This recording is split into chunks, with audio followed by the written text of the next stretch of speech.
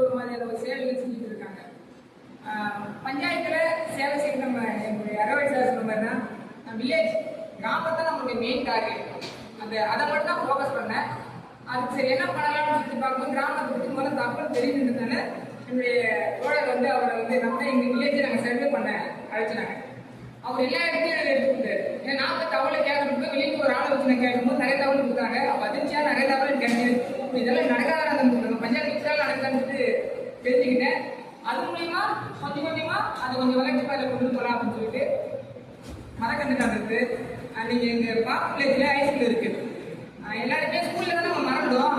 அங்க மறந்து தான் ஸ்கூல்ல இருக்கும். டோட்டலாவே மாறிடுச்சு.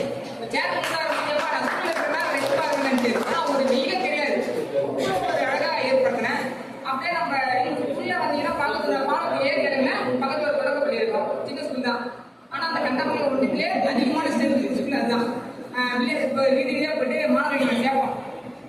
பக்கத்துல இருக்கிற பிரைவேட் ஸ்கூலுக்கு சண்டை போடுவோம். ஏதாச்சும் வேலை இருந்துச்சுன்னா உள்ள வரதுக்கு வெளியே அப்படி சண்டை போட்டு அங்கே இருக்கிற மாணவன் அங்கேயே சேர்த்து அந்த பிளாக்லயே அதிகமான ஒரு ஸ்ட்ரென்த்தை நாங்கள் கொண்டு வந்தோம். உள்ள ஸ்கூல் பார்த்தீங்கன்னா மரம் இருக்கும், ஆர்டரை வச்சிருப்போம். அந்த மரத்துக்கு பெயிண்ட் கொடுத்துருப்போம். உள்ள ஒரு அழகா இருக்கும் அப்படின்ற மாதிரி ஏற்பாடு பண்ணோம். அங்க இருக்கிற எஸ்எம்சி மூலியமா சார்லாஸ்க்கு தெரியும். எஸ்எம்சி ஒரு தீர்மானம் போட்டு கொஞ்சம் அமௌண்ட் ரெடி பண்ணி போர்டு ரெடி பண்ணிட்டு படம் வரையுது எல்லா ஒர்க்கும் பண்ணோம்.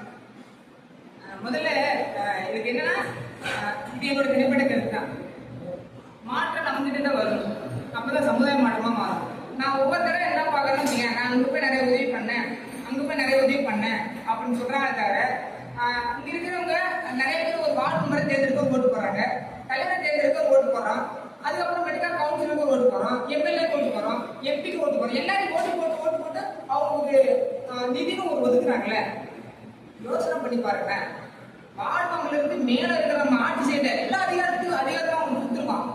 ஆனா ஒவ்வொரு தடவை போயிட்டு ஒரு முன்மாதிரி நம்ம தேர்ந்தெடுத்து எப்படி சொல்றது தேரம் எங்கேயாச்சும் கிடைக்குமா, அது பண்ணிருக்காங்க இது பண்ணிருக்கான்னு சொல்லி தேடும்போது கொஞ்சம் மனசு கஷ்டமா இருக்கு. ஏன்னா யாராச்சும் ஒரு வார்டு மெம்பர் என் வார்டு நான் பெஸ்ட் ஆகிருக்கேன், என் பஞ்சாயத்து நான் பெஸ்ட் ஆகிருக்கேன், ஒரு உதவி கவுன்சிலர் அவனுக்கு மீது இருக்குல்ல அதாச்சும் செலவு பண்ணி நான் பெஸ்ட் ஆகிருக்கேன் அப்படின்னு சொல்றதுக்கு யாருமே முன்வர மாட்டாங்க. அதே போல இங்க இருக்கிற உங்களுடைய மனசாட்சி நீங்களும் சொல்லுங்க. எல்லாருமே கிராமத்துல நம்ம வந்திருக்கோம். நம்ம கிராமத்தை முன்மாதிரியா கொண்டு வரதுக்கு 5 வருஷம், அதாவது நீங்க நம்ம செஞ்ச சமூகத்துல 2 வருஷம் இருக்கலாம், 10 வருஷம் இருக்கலாம். நம்ம கிராமத்துல அரசு அதிகாரி வேலை செஞ்சிருப்பான், போலீஸ் வேலை போயிருப்பான், ஏன் பெரிய பெரிய மக்கள் பெரியதான் ஆயிருப்பான். அவங்களாம் ஒருங்கிணைச்சு இன்னைக்கு நம்ம பஞ்சாயத்தை ஒரு முன்மாதிரி பண்ணி கொண்டு வந்திருக்கோம். இல்ல பாதிகளுக்கு நான் நிவர்த்தி பண்ணிட்டேன், மீதி கொஞ்சமா இருக்குன்னு சொல்லிட்டு நம்ம முயற்சி எடுத்துக்கணுமான்னு நீங்க மனசு கேள்வி பண்ணி பாருங்கன்னா வேற ஊர்ல பண்ணணும். உதவிதான், சேவைதான், மாட்டுக்கிறதே இல்லை. நம்ம வில்லேஜும் கொஞ்சம் டெவலப் பண்ணா நல்லா இருக்கும். கிராமத்துல போன இடத்துல சினிமா நடிகர்கள், பெரிய பெரிய அரசியல் பிரதிநிதிகள், மிகப்பெரிய பிசினஸ் மேன் எவனுமே உள்ள வந்து அவன் கிராமத்தை டெவலப் பண்ண மாட்டான். கோடி கணக்கில் சம்பாதிக்கிறான். 200 கோடி, 150 கோடி, 4 கோடி, அடுத்தது நான் தான் ஏன் இடம் அதுதான் சீட்டு யாருக்கும் விட மாட்டேன் அப்படி சொல்றாங்க. அந்த கிராமத்துல பார்த்தா ரொம்ப மோசமா இருக்கும். ஏன்னா ஒவ்வொருத்தரும் ஒவ்வொரு பெரிய பெரிய ஆளுமையோட வீடியோலாம் போடுறாங்க. நிறைய தொலைக்காட்சி பார்ப்பேன், பார்த்தா அப்படியே மொக்கையா இருக்கும். என்னடா இது இவ்வளவு கூட சம்பாதிக்கணும், உலகமே ஊன்பட்டு இருக்கு, அவன் கிராமத்தை டெவலப் பண்ண மாட்டான். சம்பாதிக்கிறான், செலவு பண்றதுக்கு மனசு வேறு.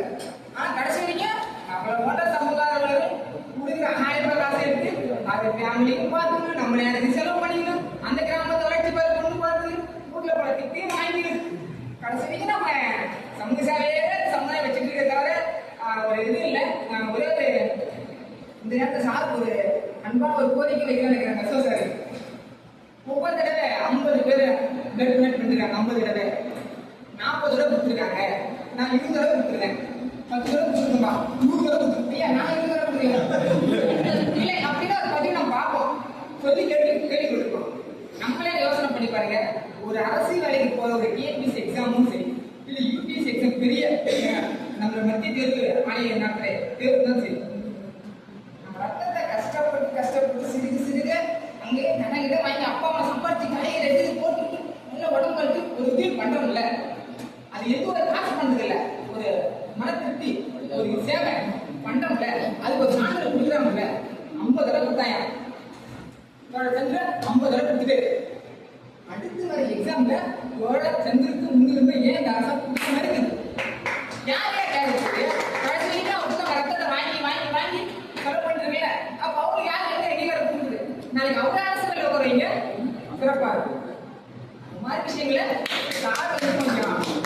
இம்ப்ளிமெண்ட் பண்ணா